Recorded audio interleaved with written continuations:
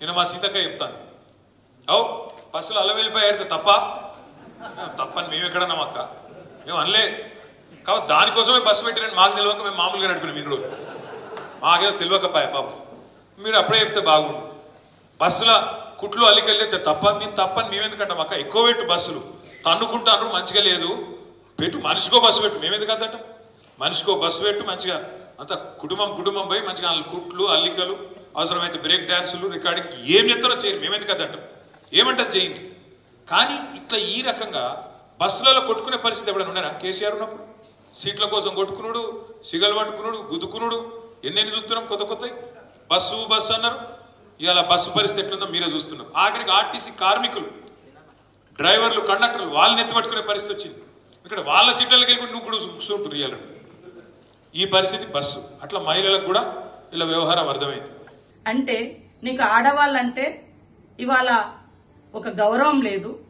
మేము ఇచ్చే అటువంటి పథకాల మీద ఒక కక్కుర్తితోటి ఆడవాళ్ళని అత్యంత కించపరిచే విధంగా బ్రేక్ డాన్సర్లుగా కుటుంబాలు వచ్చి బ్రేక్ డాన్సులు చేసుకోండి అంటే మీ బుర్రంతా కూడా గత 10 సంవత్సరాలు మరి హైదరాబాదులలో క్లబ్బులు, పబ్బులు, బ్రేక్ డాన్సులు ఇలాంటి ఎంకరేజ్ చేసిన చరిత్ర మీది.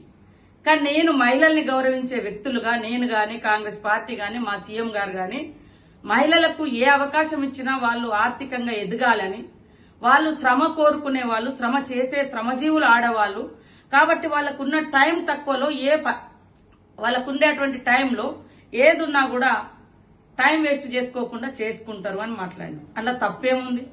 ఇవాళ మీరే అంటుర్రు కొట్టుకుంటారు ఇట్లా అవుతుంది. ఖాళీగా ఉన్నప్పుడు, సీటు ఖాళీగా ఉన్నప్పుడు ఇంటికి పోయే క్రమంలో సరే వాళ్ళ ఇంటికాడ పోయి చేసుకునే పనులు బస్సులో కూర్చొని చేసుకుంటున్నారు, ఇతరికి డిస్టర్బెన్స్ కాకుండా.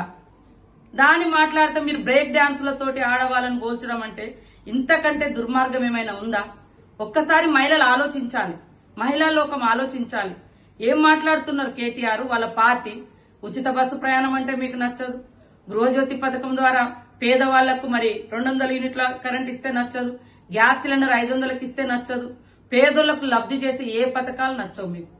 గుట్టలకు పుట్టలకు 100,000 ఎకరాల ఫామ్ హౌజులకు 1,000 కోట్ల రూపాయలు ప్రజాధనాన్ని కట్టబెడితే మాత్రం రైతు బంధు పేరుతోటో ఇంకో పేరుతోటో కట్టబెడితే మీకు నచ్చింది. మహిళలకు ఉచిత బస్సు పయనం పెట్టిన కానుంచి ఎంత కక్కుర్తి పడుతున్నారు, ఎంత దుర్మార్గంగా ఈరోజు బ్రేక్ డాన్సులు చేసుకోండి అనే మాట నీకు ఏ రకంగా వచ్చిందని నేను అడుగుతా ఉన్నా.